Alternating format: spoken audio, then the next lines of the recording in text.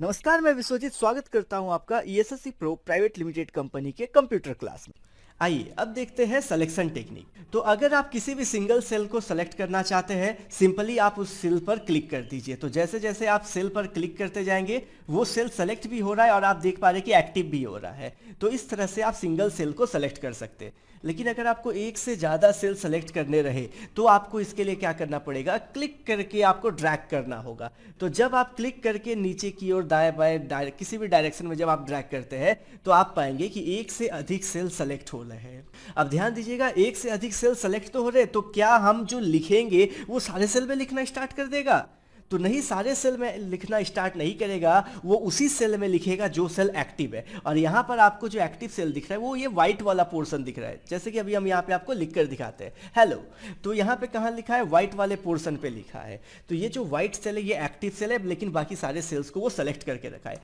तो इस तरह से आप एक से ज़्यादा सेल को सेलेक्ट कर सकते हैं। लेकिन अगर आपको पूरे के पूरे कॉलम को सेलेक्ट करना हो तब इसके लिए आपको क्या करना पड़ेगा?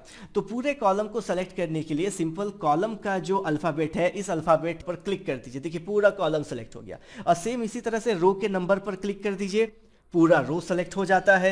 और अगर आपको एंटायर सीट को सेलेक्ट करना है तो कीबोर्ड का शॉर्टकट कंट्रोल+A को दबा दीजिए। इससे पूरा का पूरा हम लोग का जो सीट 1 है वो उसमें जितने भी सेल है सभी के सभी सेल सेलेक्ट हो गए हैं।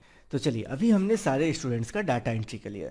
तो इससे ही हम डाटा कहते हैं जिसकी एंट्री हम एक्सेल में करते हैं। तो अभी तक हमने डाटा एंट्री कंप्लीट कर ली, लेकिन यहाँ पर एक प्रॉब्लम है जो कि अभी आप देख सकते हैं कि कॉलम बी में नेम वाला जो कॉलम है यहाँ पे सभी स्टूडेंट का नाम तो लिखा हुआ है लेकिन इसका टाइटल नहीं लिखा है।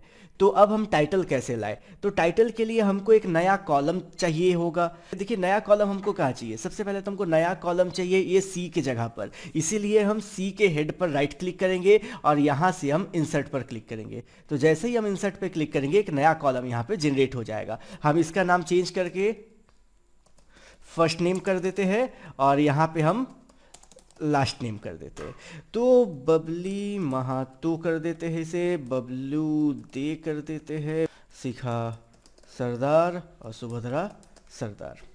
तो अभी आपने देखा कि किस तरह से हमने एक नया कॉलम को इंसर्ट किया। तो जिस तरह से हमने नए कॉलम को इंसर्ट किया, रो को भी इसी तरह से इंसर्ट किया जा सकता है। तो इसके लिए हमको क्या करना पड़ेगा, जहां पे आप रो जनरेट करना चाहते हैं उसी जगह पर आप राइट क्लिक करें और आप इंसर्ट पे क्लिक कर दिए और आप पाइएगा कि 1 2 3 4 5 यहाँ पे एक नया रो जनरेट हुआ है और 6 7 8 9 10। अब हम देखेंगे ऑपरेटर्स का यूज।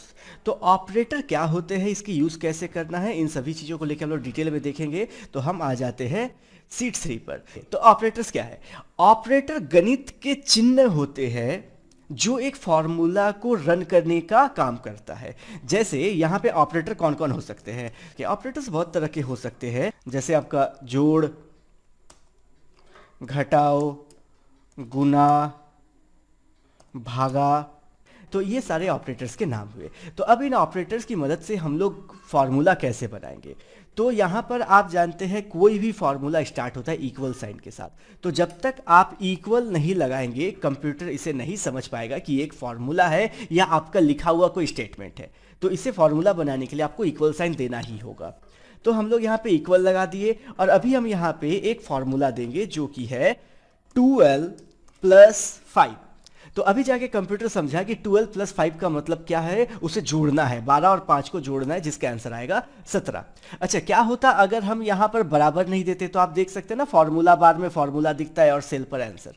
तो हम यहाँ से क्या करते, बराबर हटा देते। तो क्या होता अगर कोई यूजर सिर्फ 12 + 5 लिखता, बराबर देना वो भूल जाता, तो एंटर दबाएंगे तो देखिए कुछ भी चेंजेस नहीं आया। तो इसीलिए फॉर्मूला तब काम करेगा जब आप इक्वल साइन से स्टार्ट करिएगा। तो every formula starts with an equal sign. Equal 12 + 5। अब देखिए काम करा, 17 आ गया हमारा आंसर। मल्टीप्लिकेशन अगर हमको करना है इक्वल लगाएंगे, बिना इक्वल का फॉर्मूला नहीं बनेगा। इक्वल 12 - 5 और आप देख सकते हैं आंसर आ गया 7।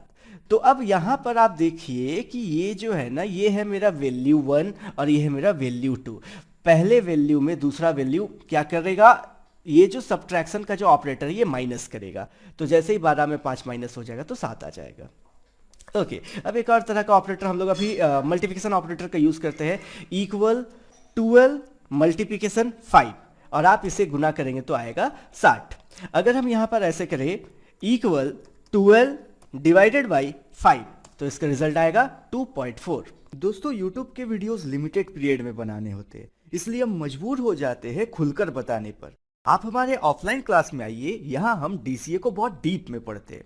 वीडियो को पूरा देखने के लिए आप सभी का दिल से धन्यवाद।